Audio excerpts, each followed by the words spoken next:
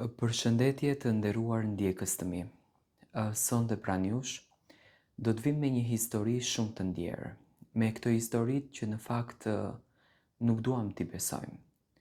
Të merr një nën mundimin, të djegën një djep, imagjinoni se çfarë po kalon ajo nën dhe se sa e thyer shpirtërisht është ajo nën. Shtëpia në fund të fshatit nuk mban më erën e bukës të ngrohtë.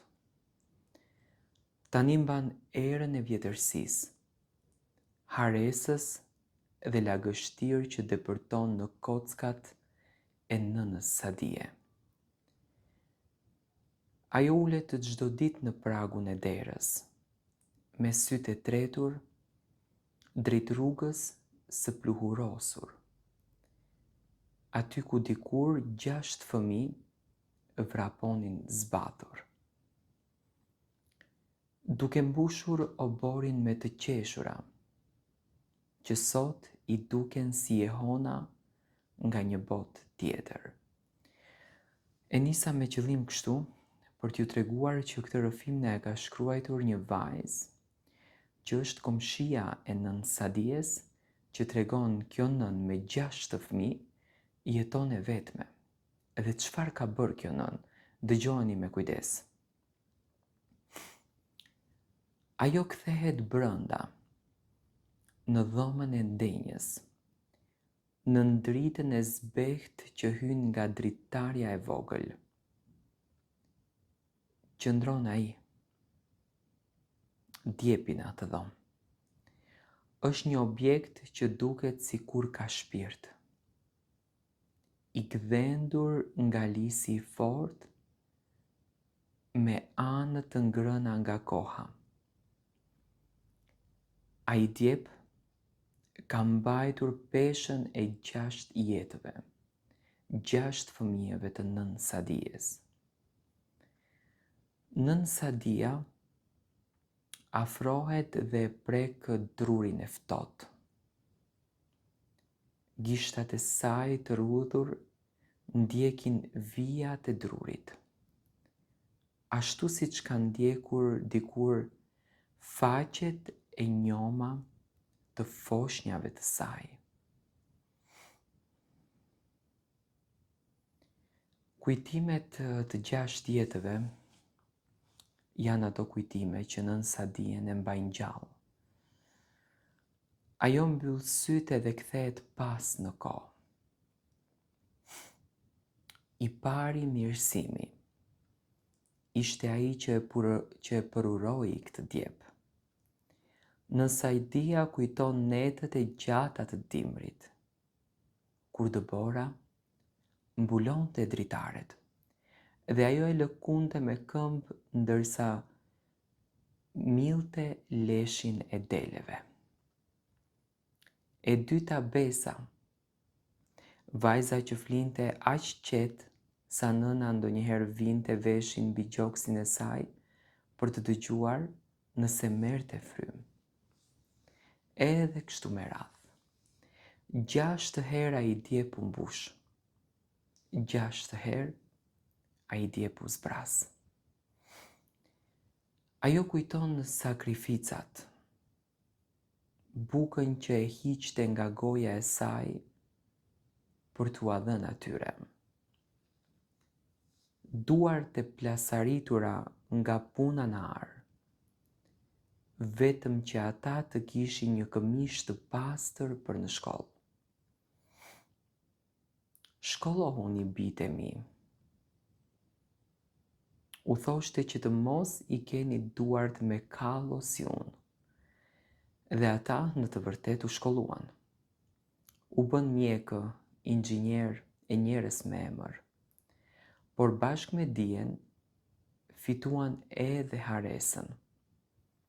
Fituan një jetë ku nëna u bë thjesht një portret i vjetër që lihet pas në një fshat të haruar. Vitet kaluan, njëri u martua në Gjermani, tjetri në Tiranë, vajzat krijuan shtëpitë e tyre. Në fillim vinin për festat e Bajramit, pastaj vinin vetëm për në verë. Tani nuk vinë më. Arsyet janë gjithmonë të njëjta. Kemi punë, mami. Fëmijët kanë kurse anglishte. Nuk kemi pushime këtë vit. Nën Sadia e di të vërtetën që dhëmb. Ata nuk kanë më vend për të në jetën e tyre moderne. Ajo është bërë një barë emocionale. Një kujtes e një të kaluare të varfër, që ata duan ta fshin nga jeta. Çdo herë që ajo shikon djepin, shet dështimin e saj. Jo se nuk i rriti mirë, po se i rriti me krah aq të fortë, sa që ato fluturuan aq larg, duke haruar folen. Ky djep po më djeg syt për shpëriste ajo. Më kujton se sa shumë dashuri dhash dhe sa shumë vetmi mora mbrapsht. Me një forcë që realisht nuk e dinte se e kishte,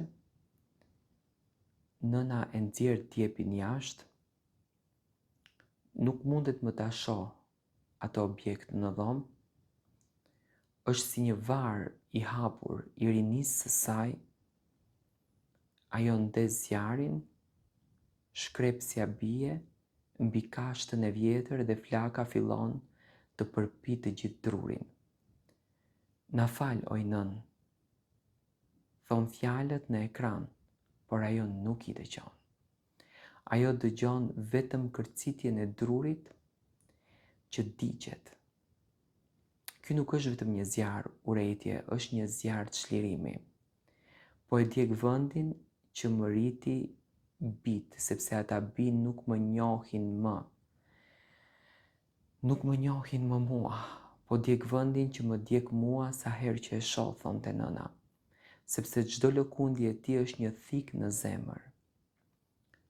Tymi i zi ngjitet lart, e në atë tym ajo sheh fytyrat e tyre kur ishin të vegjël, kur i kërkonin falje, që priti kaq gjatë. Nëna po diqte të vetme gjë që e lidhte me ta, për të gjetur paqen në hirin e haresës. Zjarri shuhet. Mbetet vetëm një grumbull hiri dhe erët tymi që era e fshatit e shpërndan ngadalë.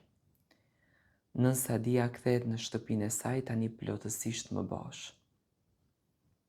Nuk ka më djep, nuk ka më pritje. Ky rrëfim nuk është vetëm për të, është për të gjithë ne.